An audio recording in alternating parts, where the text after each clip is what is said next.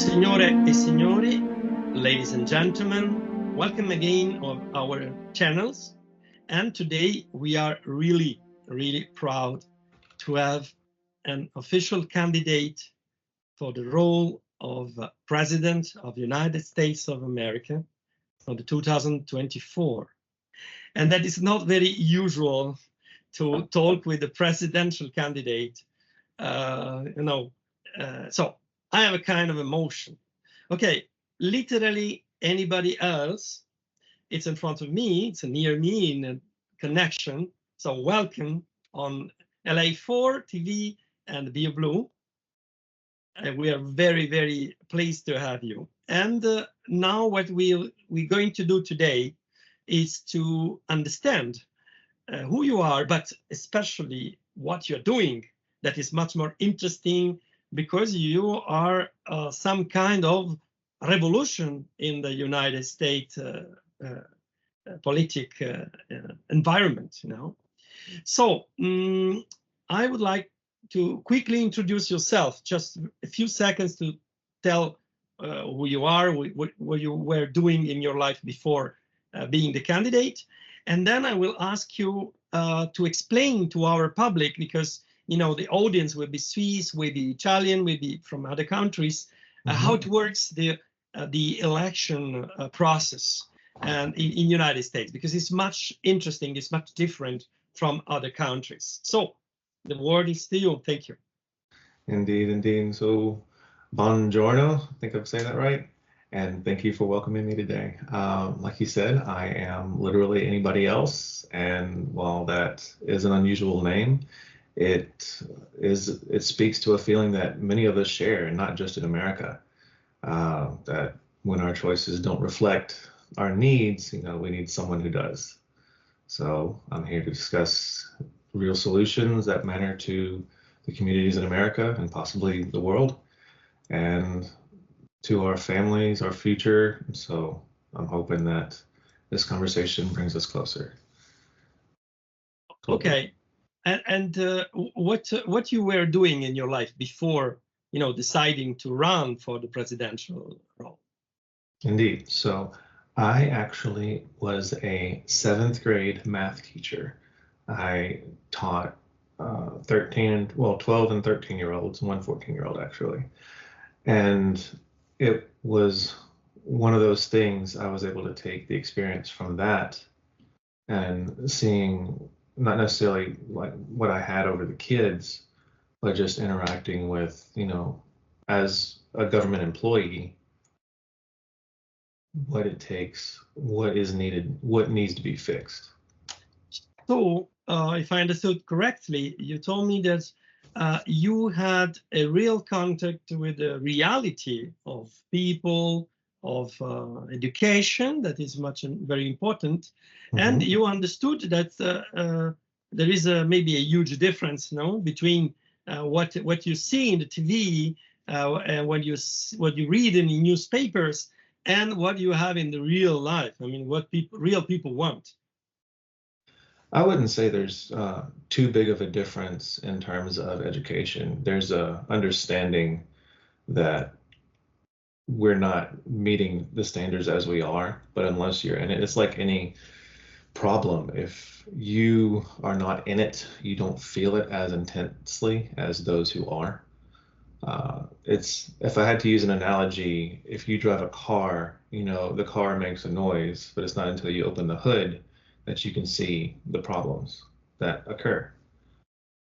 With this, and it's not just education. I mean, I was in the military, I served in the Army, and I saw plenty of problems there. There were many things done right, but it was the problems that they did have, I personally found unnecessary. And those are a few things that I would like to fix or like to address.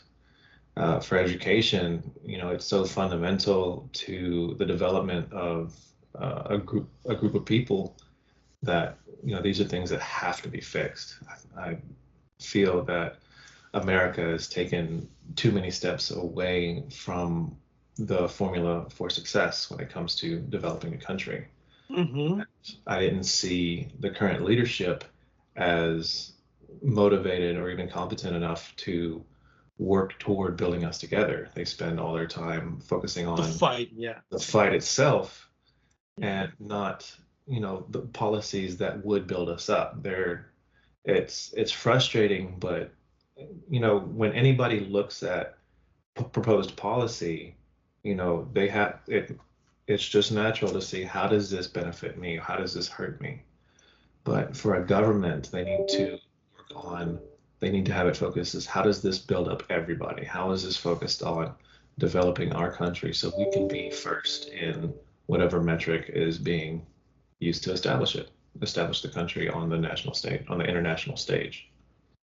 Clear. And so you decided to move to candidate yourself because you felt, a strong motivation to bring policy to real life, to real people. But how is possible, to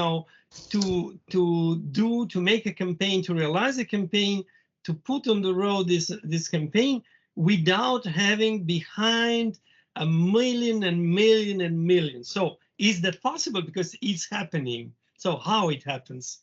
So it is and isn't possible at the same time. The reason why I say it's possible, because the only 3 requirements you have to run for president in the United States are: you have to be a natural born citizen, so born on American soil or born an American. You have to be 35 years old, and you have to have lived in America for a certain amount of time, right? So that's technically the only thing you need, the only 3 things you need to qualify for the position of president. Now, ever since Ross Perot back in the 90s, if you don't know, Ross Perot was a candidate who challenged the 2 major parties and actually gained a lot of support. The states have changed their laws. So let me back up. The states decide who they're going to vote for. When the elections come around in America, each state is who votes for the candidate, except for, I think it's Maine and Nebraska. It might be another different state, but I think Maine and Nebraska. So for example, let's say Tennessee. If you have 49% of people in Tennessee wish to vote for the Republicans, and 51% wish to vote for the Democrats, 100% of Tennessee's 11 votes go to that 51% winner. All the votes. All the votes. Yeah. For that state. Okay. This is the main difference. Yeah.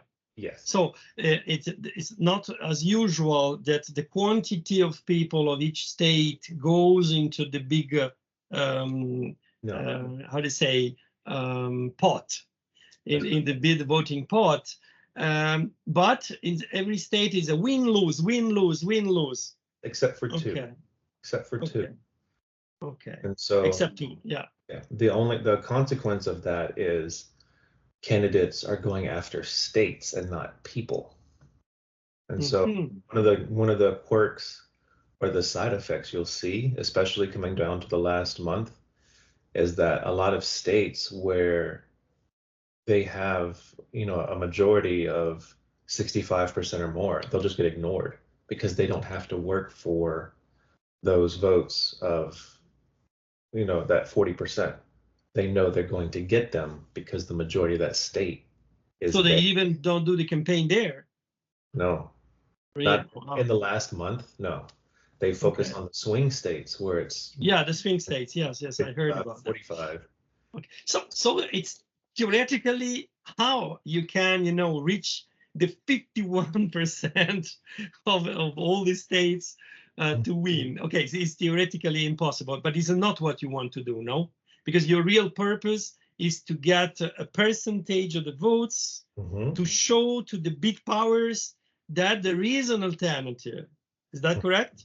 Is that goal? That is the realistic goal. The goal realistic, is of course, to reach that 51% to win, but it's admittedly not very feasible, considering I don't have the support financially and the labor support. Yes, complex industrial military complex, whatever. Yeah. oil companies. The oil companies. So the goal, so keep that in mind.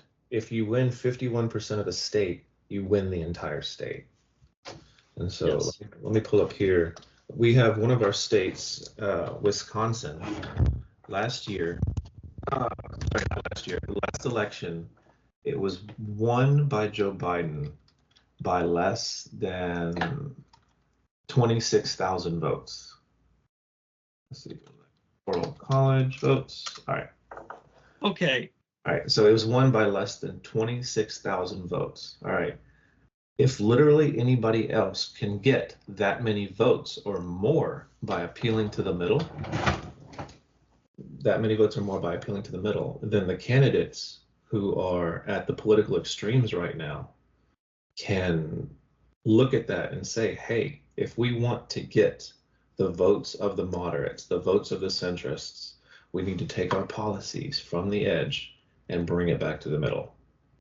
All right, because the reason why they would vote for me is because they don't want to be out here. The window for the centrists, the main candidates fall out of. So if one candidate brings their policies back to the middle and gains those votes back, enough to get 51%, the other side would have to follow suit, or else they would lose every election that I'm a contender in. So if I understood correctly, you told me that even if you have not, mathematically, it's impossible to get the 51%, your effect on the elections in the state, on each state, will be to force them to adopt the program, their program, in order to go to your direction to get the votes, because otherwise they want to arrive to 51%. What happens if they, for instance, imagine in your state, in Texas, okay, imagine that it's a 45%, it's Trump, 45% is Harris, and 10% it's you. Correct. What happens? What happens? And so that includes, so it's interesting for that kind of situation. Yeah, because I think it's possible that could happen, no? Really? It is. So especially in your state. It goes to Congress. If no candidate obtains a majority, then the vote has to go to the representatives that have been elected by the people, by the voting people. Wow, that's cool. Which introduces another set of problems. So for instance, if so the US has an electoral college system. So every state has a certain number of votes.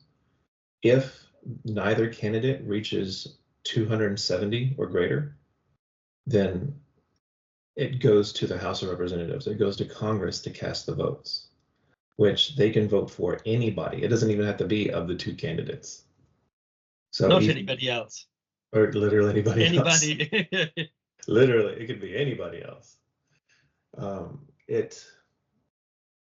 It's actually an interesting way because the path to that victory is feasible. If I take a state, a single state that denies Harris or Trump the majority of 270, then Congress would be the one to decide, and that could go either way if they want to be bound by Trump or the Democrats. Or So Mr. Else, of course, this name has a little story behind, you know, because you heard, I mean, that everybody said that I can vote literally anybody else instead of Trump or Biden or Harris in this today, and so you decide, okay, I'm here, so you can vote for me. That's fantastic idea. It's very brilliant idea because it's a provocation, but in United States you can do that because in Europe it's quite impossible to change your name, but in United States it happens, it's possible. So you have a brilliant idea. The first time Neil told me that's something like that, it's happening, I say, oh my God, he's crazy, he's crazy. Okay, Yeah, so it's yeah, but admittedly crazy. It wasn't something that was taken lightly, though. yeah, Like I said, it's necessary. yeah, If I were to run as Dustin Evie for president, it wouldn't have gotten the attention. It sparks interest because it connects. hmm, Literally anybody else for the highest seat of government expresses the discontent with the exactly, government itself. exactly. And that sentiment, unfortunately, resonates with many people. I should not be popular. We should have candidates that are so amazing that the choice is difficult because we can't decide who would be better. Yeah. Okay, Instead, let's we go have to the the decision. program. Yeah, Hmm. Let's yeah. go to the program, Mr. Els. I read that your program is very simple, but on the other hand, it's quite revolutionary. So your program is about family and community. That Yeah. means that you have to make family and community great again. So it's like a different kind of MAGA. Can you explain what for you is family and community? What it means? So one of the things I've noticed since social media came into rise is that we don't really connect with each other as we once did. If you go, I call it the barbershop feeling. You walk into a barbershop full of older people and everybody's known each other for a long time. Everybody's, been friends or at least respectful acquaintances. And when I was a kid, I remember knowing the names of and going to the house of the people across the street, people beside me, the people down the street. We just knew everybody. And contrast to that, today, I don't even know who my neighbor is across the street anymore.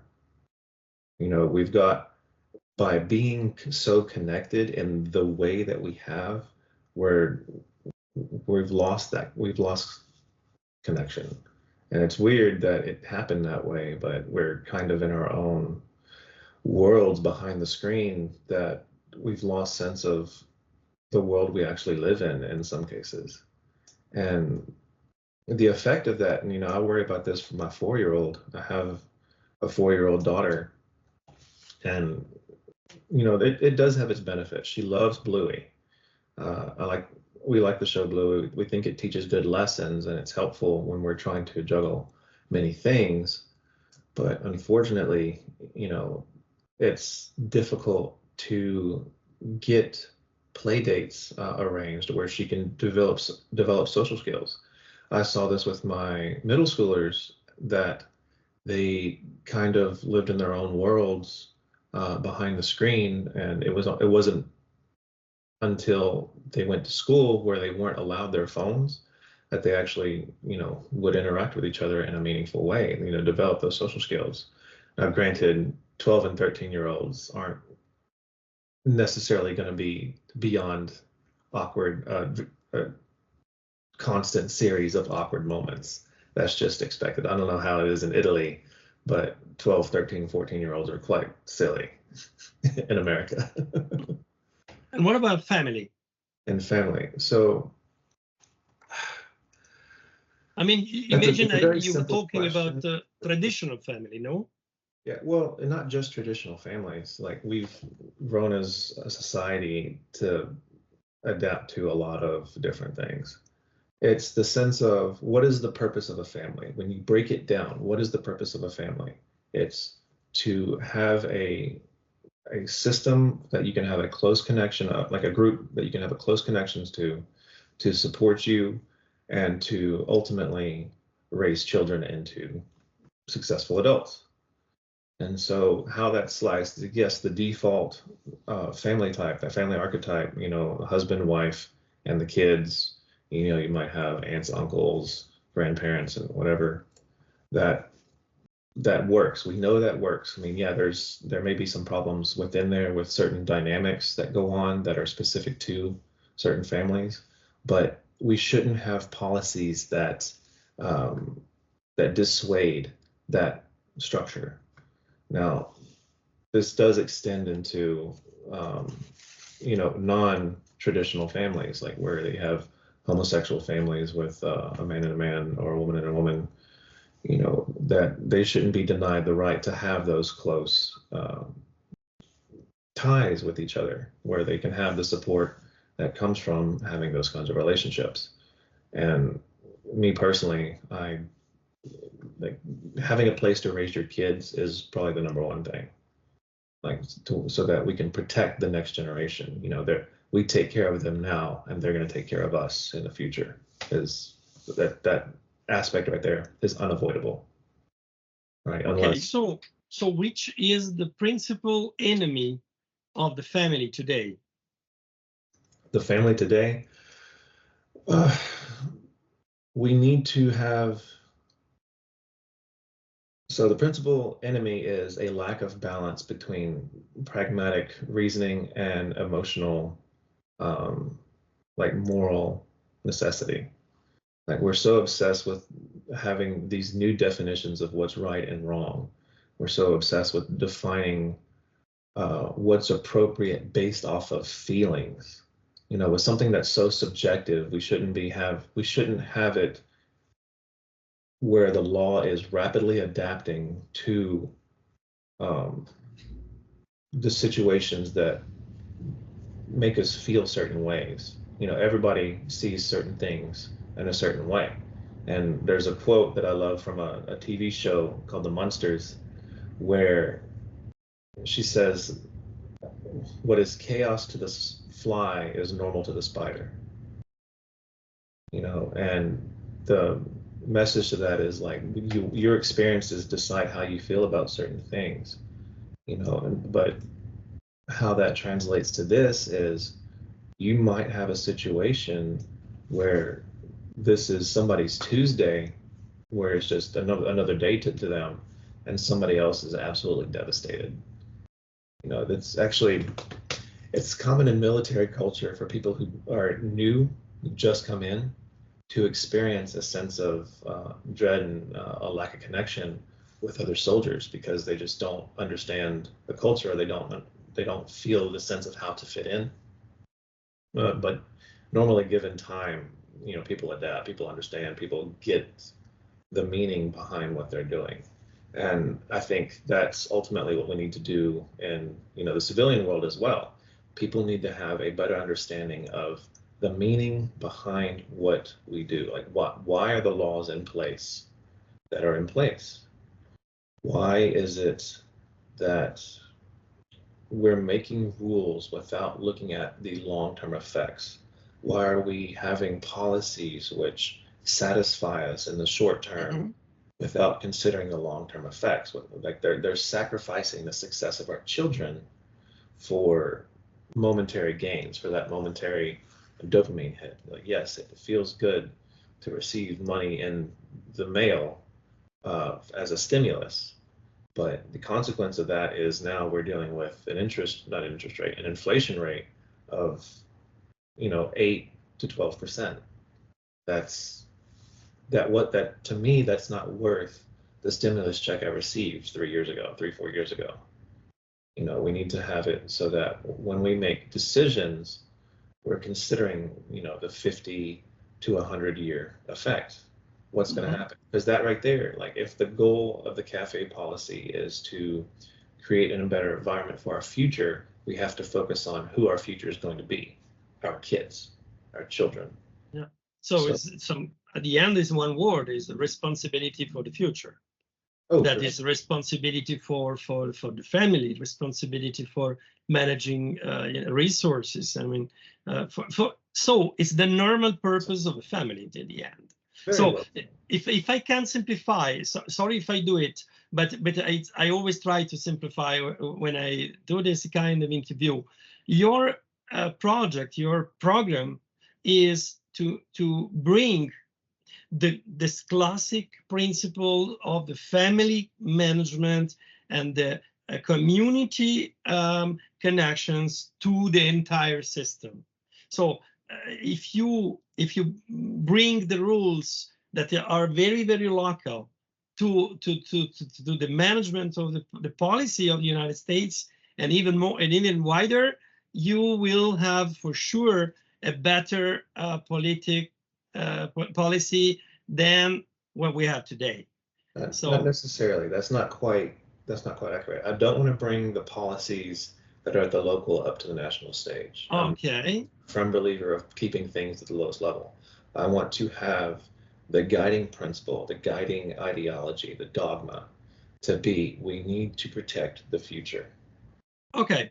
And here, the way you do that at a federal level without taking things away from the local level is have programs that incentivize the local level to do certain programs, to open certain programs, to let them be in charge of it, let them management. I am a firm believer against centralizing all authority I'm a firm believer against centralizing all command of a people, because that's how you fall victim to corruption. Okay, so it's very, very similar to Switzerland, because in Switzerland we have a concept that it's called, I don't know in English, I mean, I will tell you the intuitive translation is subsidiarity. I don't know if is that the concept. In Italian language is sussidiarietà. That means that we try to move every decision to the lower level we can. Is that in English too? That's, yeah, the understanding is there. That's very, very aligned with how I am. Okay. Because it's one of those things, you need to have the guiding principle be the same.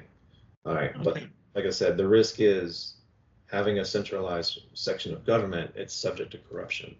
Okay. Think about the situation we have where you have a problem defining what a recession is, something that's been well established, and now you have a central form of the government trying to change, what the language means. They're trying to change something in a certain way that people don't agree with. With a centralized government, that's possible, but in a centralized government, things have that kind of resistance. You want to, and it's like the same thing with disease. You want to give the organism an ability to resist any kind of infection.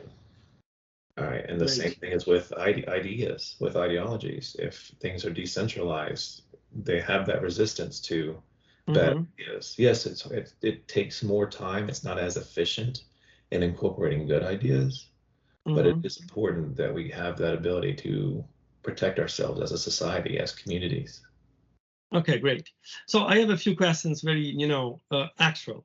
The first one is, what today or tomorrow, I mean, before the end of the campaign, your realistic expectations in terms of percentage of votes that you can really at the end get from people? What is your mood, your feeling about that? So the realistic percentage for states where I'm on the ballot, I would guess somewhere between 5 and 15%. Wow. All right. Just considering the people that I've talked to, if they see that, I know they'll vote for it. For states where I'm not on the ballot, probably somewhere between like 0.5 to 2%. Just because it's a mouthful to spell literally. It would be great change in the United States.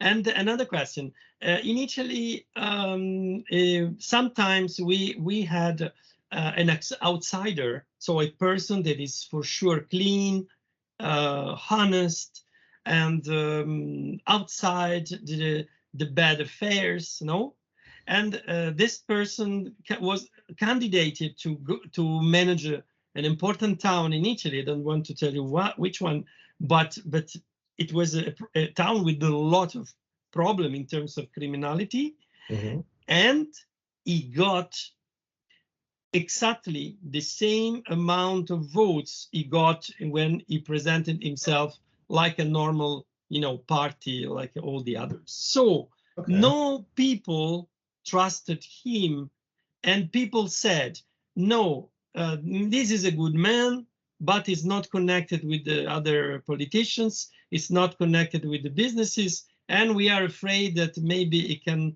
not give us what we can usually get from the traditional politicians. So at the end of the day, better to vote the corrupted, the criminals, and whatever instead of a new person. Do you think the same problem you have in United States or in US is different? Well, it's the same problem, but at a different scale. What literally anybody else, not necessarily me as a candidate, but the name itself, is saying the candidates that we have are not better than the median of the population. If we're going to roll a dice, all right, and we have to get 3 or higher, or 4 or higher, so it's a 50-50 shot. We are saying that the current choices that we have would be worse than the 50-50 shot of getting someone average or better. And that's, I confidently say I am average or better.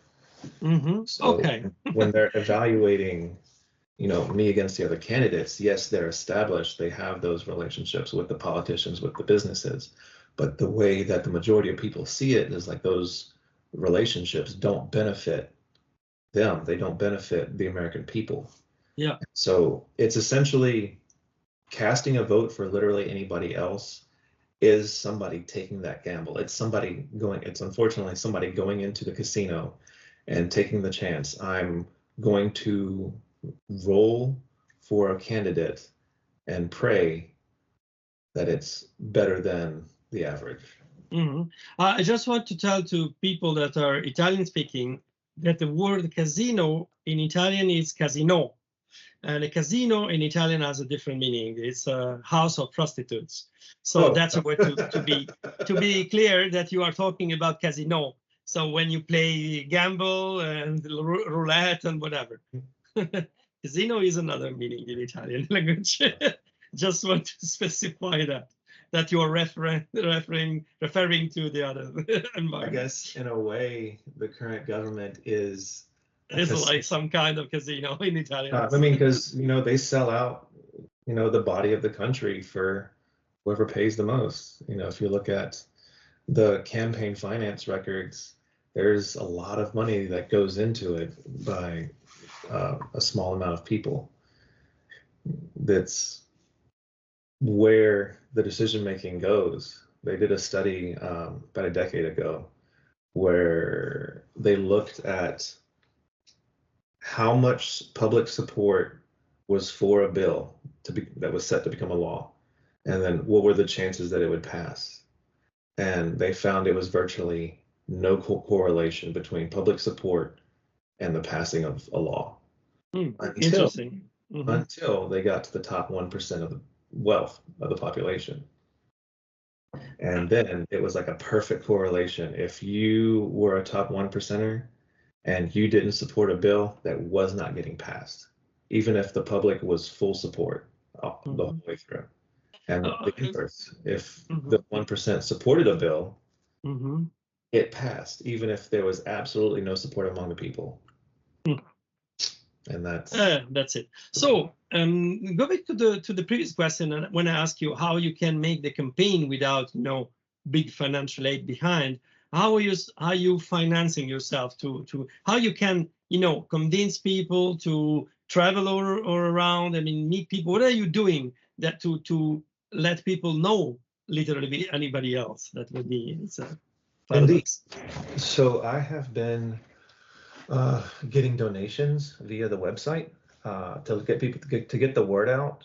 When I started, social media was very helpful. I was going around talking to people face to face. We got this right here.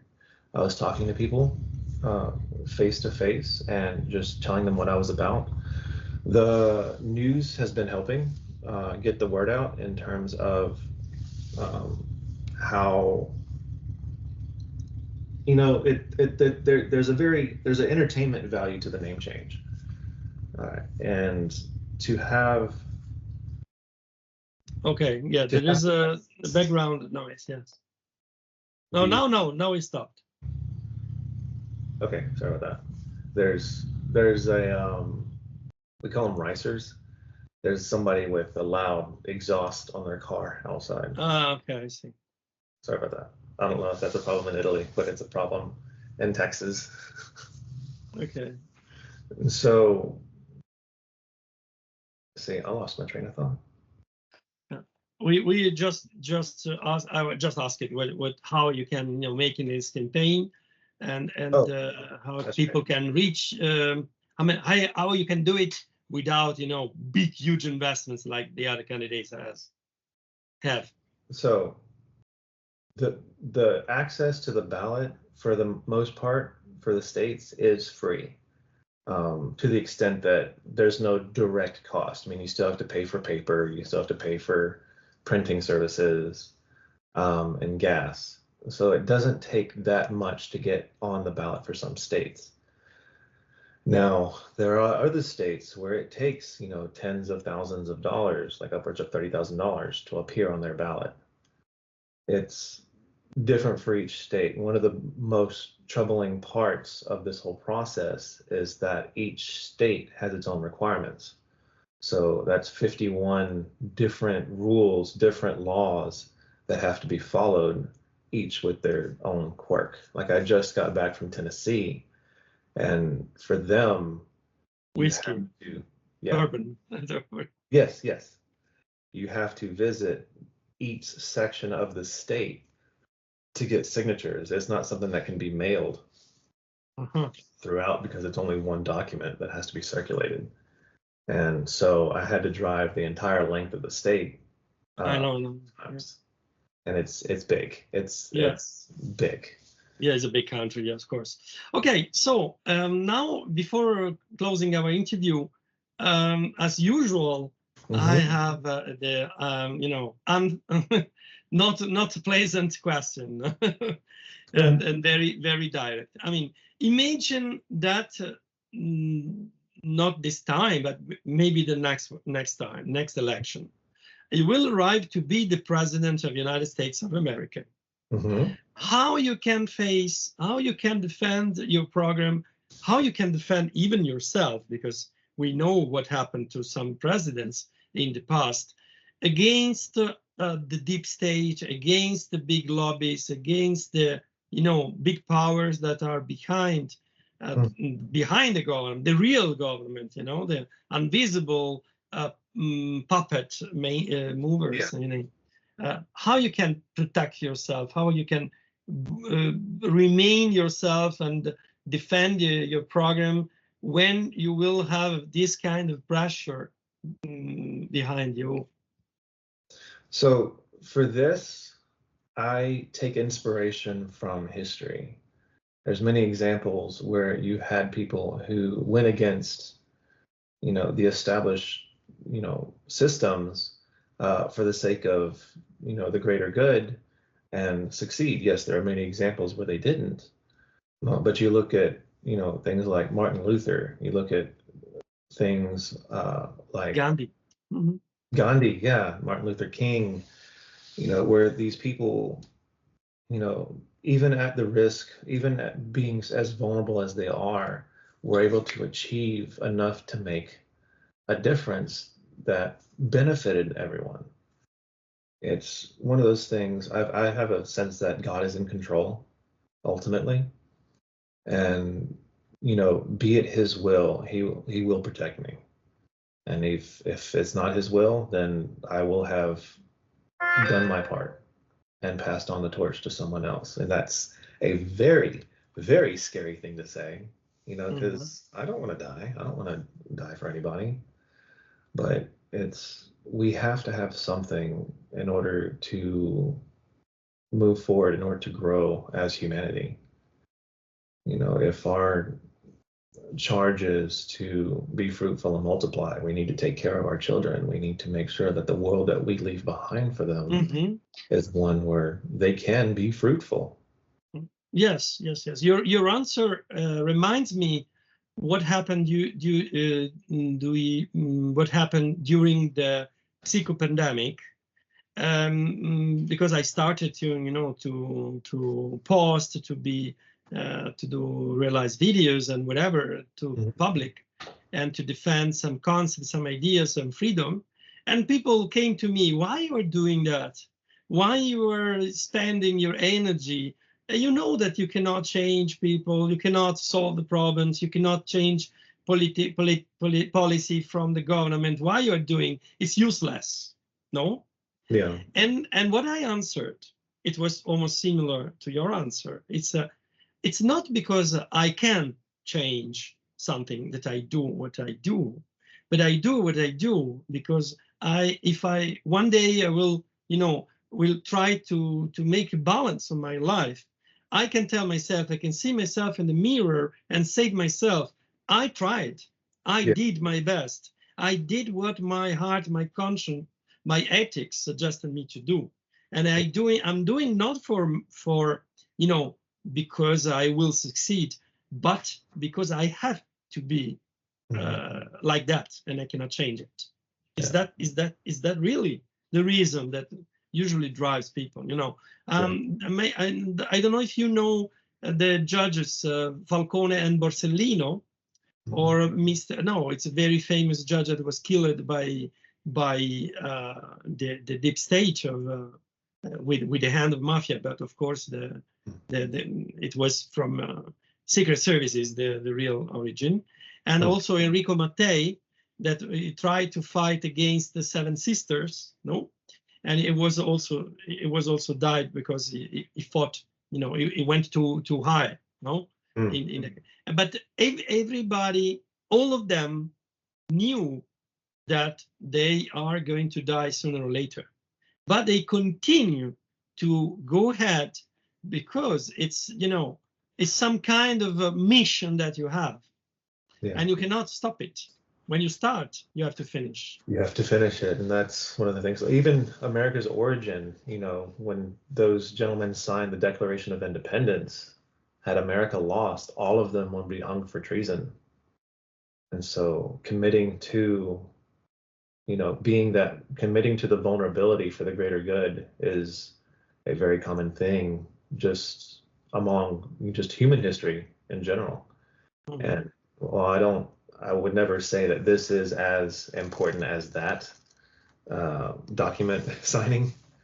I like to take inspiration from those who had the courage to step up.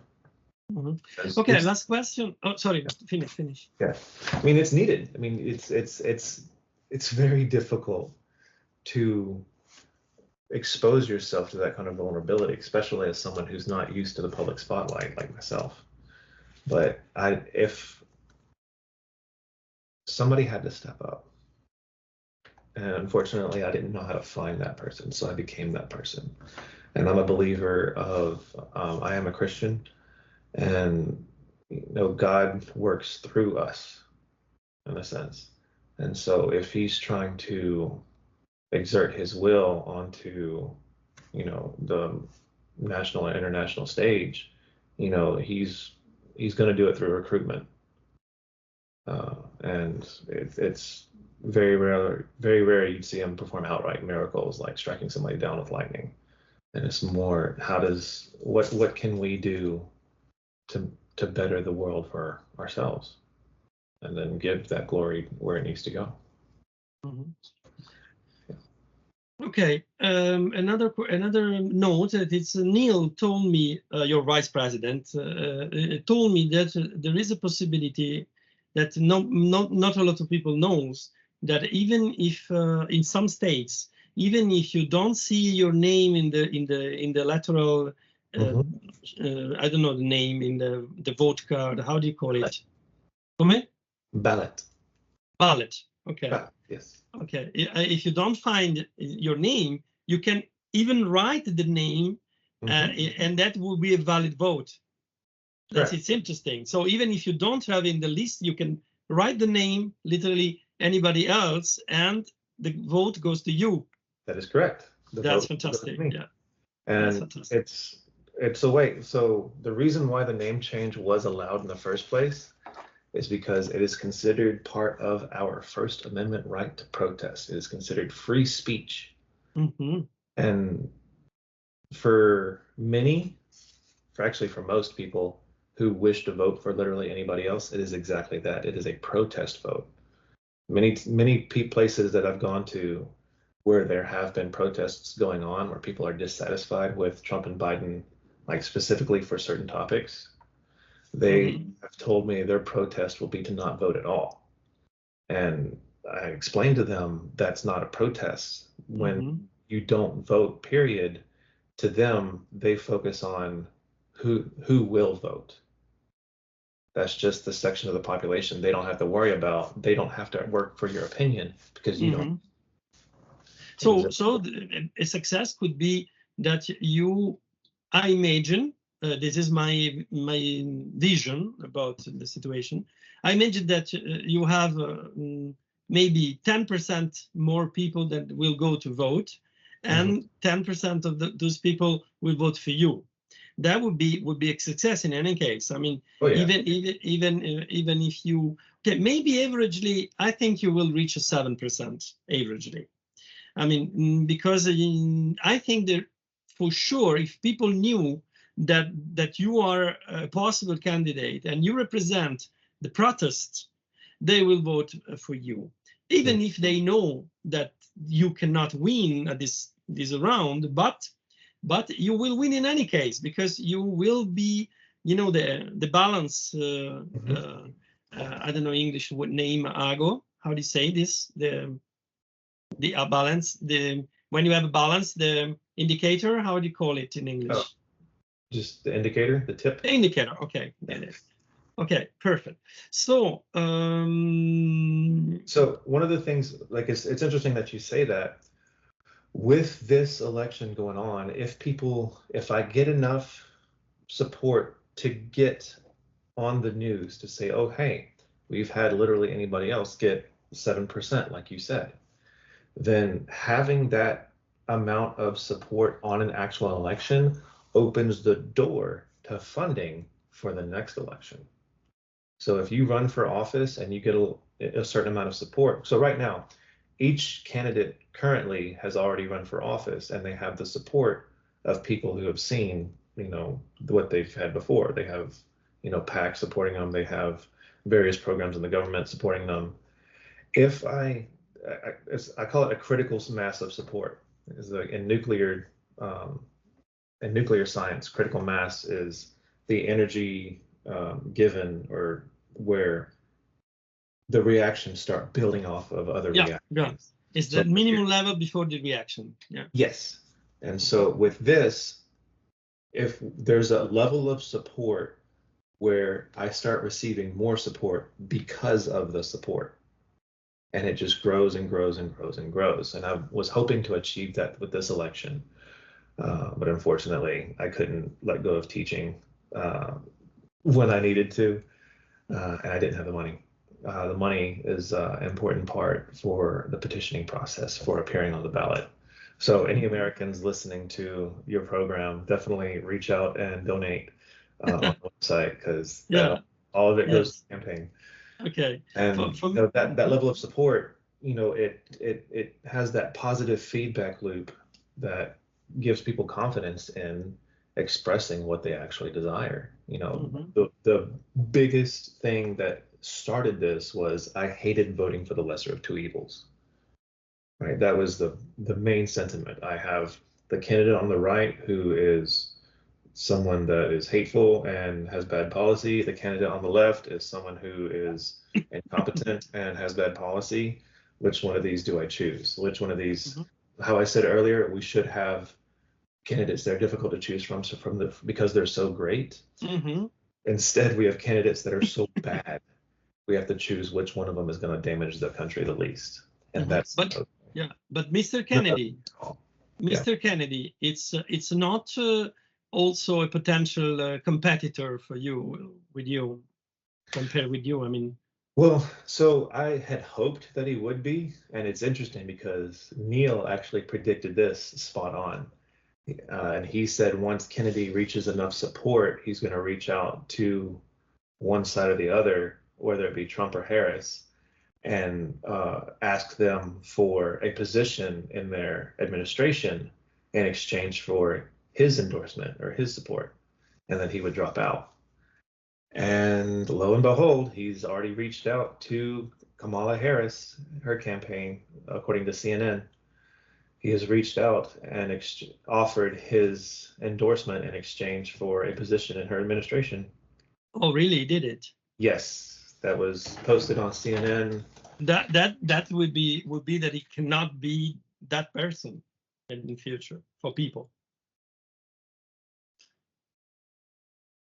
Found it out. Okay. Yep. RFK Jr. reached out to Harris campaign about administration role in exchange for endorsement. It was posted 2 days ago. Oh my God. Okay, I understand. Okay, so that was especially frustrating to me. Yeah. Because a lot of people who I would have had their support be like, they have told me, they said, I love what you're doing, but Kennedy is already running as an independent candidate. And so you're kind of directly competing with him. So for him to take these steps to pretty much siphon away everybody, it's not anymore something else, yeah, and pivot to, betray them.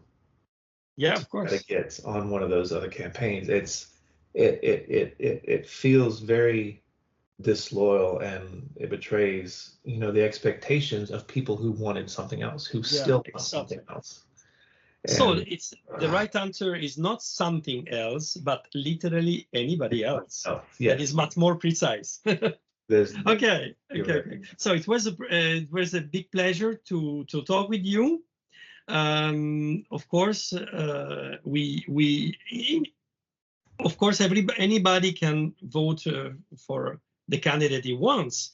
We are not promoting one or another, but for sure, what you are doing, it's in any case positive, because it is a sign of a change, a sign of when people get back the control of the politics without having this kind, of I don't know, jeopardizing when the politicians and people do some kind of deal. If you give me that, I give you that, So in this case, you are an open book where people can start to write something. Now they will write just a protest. So they will, just a different way of writing. Just the last question, and then I say goodbye. It will be a civil war in the next 6-8 months in the United States or not? I don't think it'll ever come to the point where we have guns pointed at each other, but I do fear that there may be several standoffs between the government and the people. Okay. I pray it's not. That's one of the reasons I'm running, is to give that kind of last ditch Hail Mary, a Hail Mary being a American football term, so that we have an alternate route, an alternate timeline, if you would. Okay. To avoid any kind of this kind of event. Okay. I have 1,000 questions, but now time is 1 hour. I do want to say one more thing. Yeah, tell me. At the end of this, I do have a plan to essentially start a party, like an international party, potentially. I have to look into the legality of it, because it's not just it's not just a American sentiment to have this kind of dissatisfaction with the levels of government. It's worldwide, yeah. Yeah, it's worldwide, especially throughout Europe, and to be able to consolidate the sentiment into one message, into one movement for each individual country might have value. So I would like to start taking steps. Once this is over and I have time to focus on it, once this is over, I am going to start building a template. I'm taking the lessons that I've learned here, and I'm going to start building a template that would allow anybody else who would wish to step up and be that average or better candidate to make that difference within their own country. For here, within their own state, within their own municipality, to say, hey, I don't want to vote Republican all the way down or Democrat all the way down. I'm tired of voting for parties. I want to vote for somebody who was just average. Yeah, but it's easier. You don't need to found a new party. You can just join a United Russia, and you will have 86%. of consensus, because Right. as you've seen in Russia, there are no problem of a relationship between politicians and people. They are very proud of the government and join and are all together. In reality, in Russia, there is a 15% of people that don't like the government, and they are mainly in the big towns. They may, of course. 15%. Yeah. Okay. Beside the jokes, I thank you very much that you gave me your time that is so precious in this moment for this interview, and I hope we have the possibility to interview you after the votation, the elections, and to discuss the results and see what will be the next steps. Okay. Thank you. Good luck. Appreciate it. It was my pleasure as well. Me too. Have a wonderful day.